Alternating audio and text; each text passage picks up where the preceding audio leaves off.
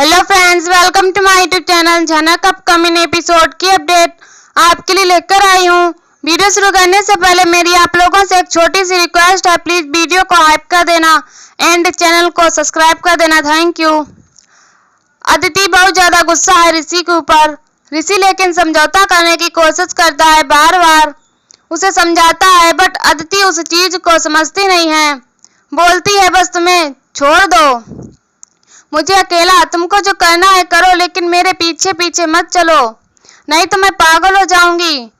बहुत तरह की बोल जाती है ऋषि के ऊपर और ऋषि को बहुत बुरा लगता है और कहता है ठीक है, मैं चला जाऊंगा तुम्हारे लाइफ से, लेकिन एक चीज तुम जान लो, क्या तुम मेरे बिना रह पाओगी? तुमको ऐसा लगता है तो करके देखो। लेकिन ऋषि जो है वहां पर बोलने के बाद वहां से निकल जाता है। इधर अदिति बस रोए जा रही होती है। जैसे ही ऋषि आगे निकलता है उसका गाड़ी तकमका जाता है।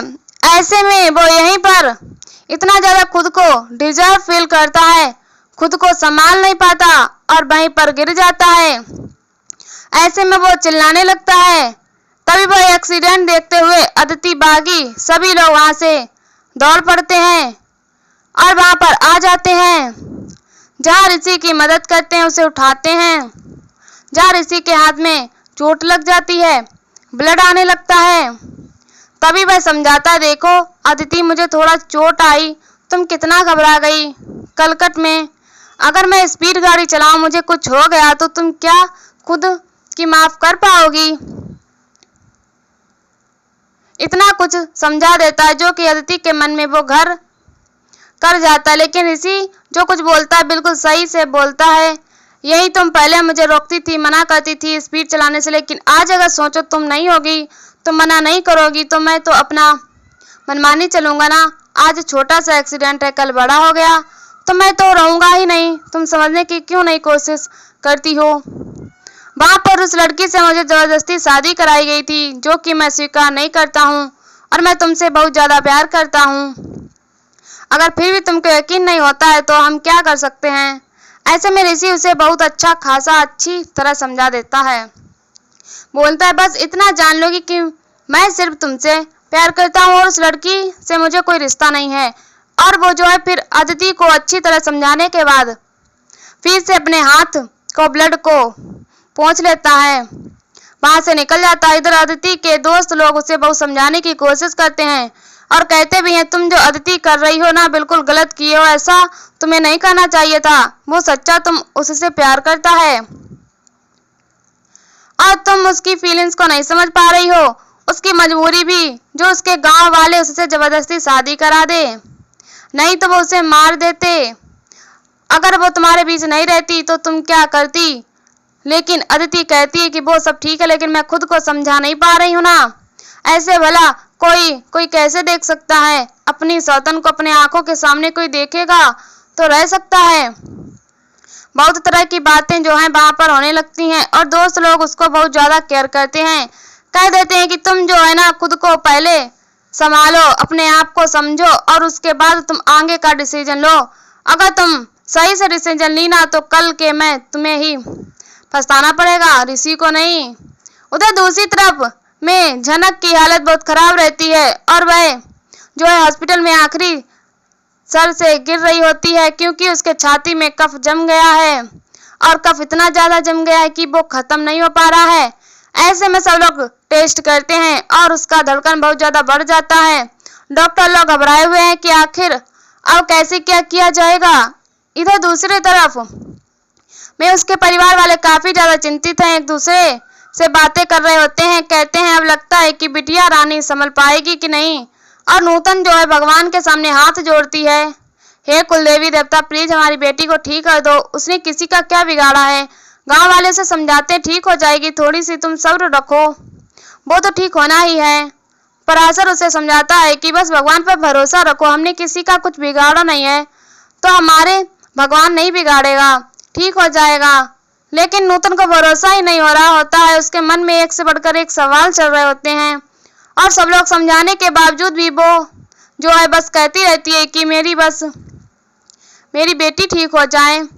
अच्छी तरह से यहाँ पर आती है पैसों की बात। इतने पैसों के खर्चे हो रहे हैं, आएंगे कहाँ से? लेकिन ये जो ससुर जी है ना, जो कि वो कहते हैं आप लोगों को चिंता करने की कोई ज़रूरत नहीं है, सारे पैसे मैं खर्चा करूँगा। लेकिन पराशर मना कर देता है, कहता है नहीं, इतने पैसे मैं कैसे कर पाऊँगा।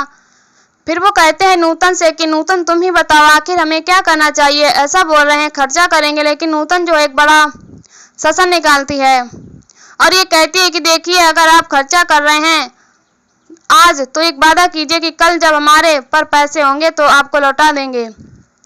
उसके ससुर जो हैं यानी मुखिया जी वादा करते हैं कि आप लोग एक और वादा कीजिए, उसके जितने भी खर्चे होंगे इलाज वगैरह सारे मैं करूँगा, आप लोग उसमें कुछ भी नहीं बोलेंगे। हाँ ये भी वादा मैं करता हूँ कि आप लोग पास जब पैसे हों आप दे दीजिएगा।